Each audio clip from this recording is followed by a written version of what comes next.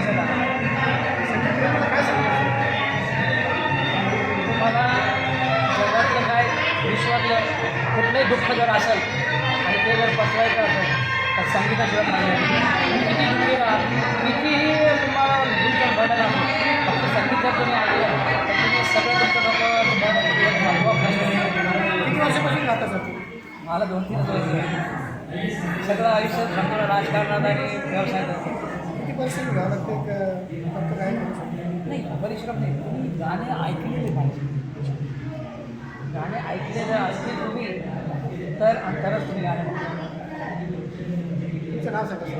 Santosh Sudhakar.